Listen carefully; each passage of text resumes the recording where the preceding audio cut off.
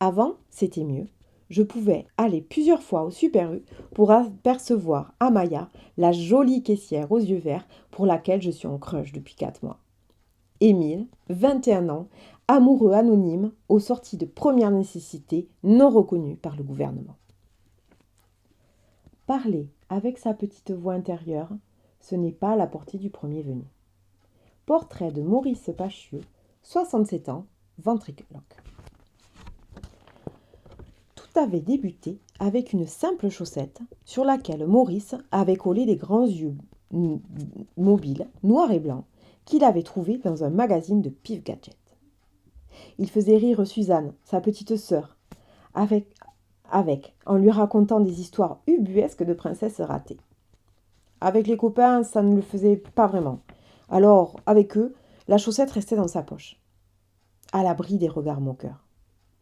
Surtout depuis qu'un grand de 4e lui avait arraché des mains en se moquant de sa chaussette à branlette. Maurice entendait encore l'énergumène crier haut et fort dans les couloirs, tandis qu'il lui courait après pour récupérer son précieux compagnon, surnommé Gustave. « Chaussette à branlette, chaussette à branlette !» s'époumonnait le sombre crétin qui, une fois dans la cour, décida de balancer Gustave dans les toilettes extérieures. Maurice l'avait récupéré, trempé d'urine, sous les quolibets et les rires moqueurs de ses petits camarades. Il était rentré chez lui ce soir-là avec un puissant sentiment de colère et d'incompréhension. Il était allé au lit sans souper, sous le regard inquiet de Thérèse, sa petite maman. Le lendemain, il était parti en course en Gustave. Celui-ci était borgne et avait trempé dans la lessive toute la nuit. À midi, alors qu'il était assis sur un banc, à profiter tristement du doux soleil d'automne, pendant que les autres étaient à la cantine, Lucie vint s'asseoir à ses côtés. Lucie était élève en 3e. Elle avait 2 ans de plus que lui, mais il la connaissait parce que c'était une des plus belles filles de l'école. Grande, élancée, avec de superbes yeux noisettes qui étaient pour l'heure en train de sonder Maurice. « J'ai vu ce qui s'est passé hier. Quel abruti, sérieux! C'était une marionnette ton truc, c'est ça ?» Maurice avait le souffle court. Comment expliquer à cette déesse surgie de nulle part qui était Gustave et comment il était né? Il pensait qu'elle le trouverait complètement idiot et immature. Il la regarda du coin de l'œil, hésitant.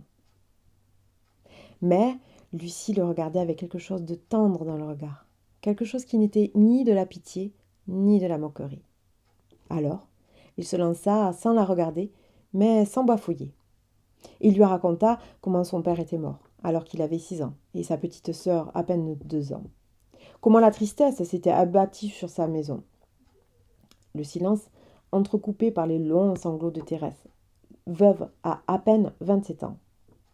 Le silence de Suzanne, qui, frappée par le choc émotionnel de sa mère, avait cessé de parler. La vie, le vide, la colère, la tristesse, la certitude de périr étouffé par le chagrin. Puis, un mercredi, son oncle Léon, qui était arrivé avec des bricoles pour son 7e anniversaire. Un harmonica, quelques billes, le magazine où dedans il y avait ses yeux à coller.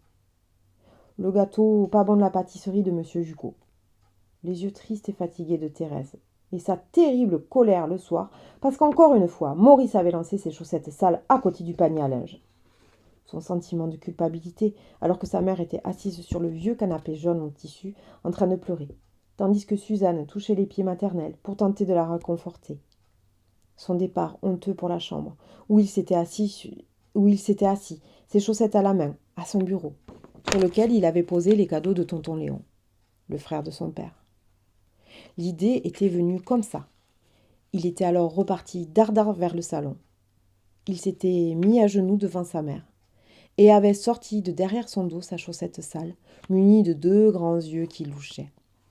Avec sa marionnette improvisée, il s'était excusé d'être un petit garçon crado qui ne savait pas faire du basket. Il s'était mis à faire parler, et puis chanter, et puis danser sa marionnette, comme ça, sans réfléchir. Il avait vu sa mère le regarder curieusement, puis esquisser quelques menus sourires. Il avait vu les petits yeux de Suzanne s'illuminer d'une vraie gaieté enfantine. Alors il avait tout donné pour les faire rire. À la fin, sa maman l'avait serré très fort dans ses bras. Et sa petite sœur, après 1 an d'absolu silence, avait prononcé « Encore ». Voilà, c'était ça l'histoire de sa chaussette sale qu'il avait baptisée Gustave, prénom de l'éphéméride de son anniversaire. Après un court silence, il avait osé regarder Lucie dans les yeux. Elle avait les larmes aux yeux, mais elle lui souriait. Elle se leva, elle retira sa bottine, elle lui tendit sa chaussette jaune. Ça serait chouette si tu voulais bien l'appeler Camomille. Ça ferait une copine pour Gustave. Comme ça, il pourrait se reposer de temps en temps. Il s'était souri. Elle s'était penchée pour l'embrasser sur le front. Le reste de l'année, ils s'étaient pris d'amitié l'un pour l'autre. Puis Lucie était partie pour étudier au cycle supérieur. Ils s'étaient croisés, puis plus du tout. Maurice était devenu instituteur.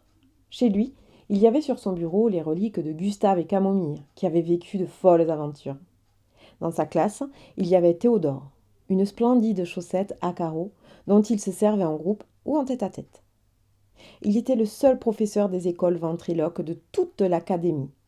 Et grâce à Théodore, quand les choses devenaient vraiment difficiles, il y avait toujours la possibilité pour ses élèves d'enfiler la chaussette sur leurs mains pour faire parler leur petite voix intérieure.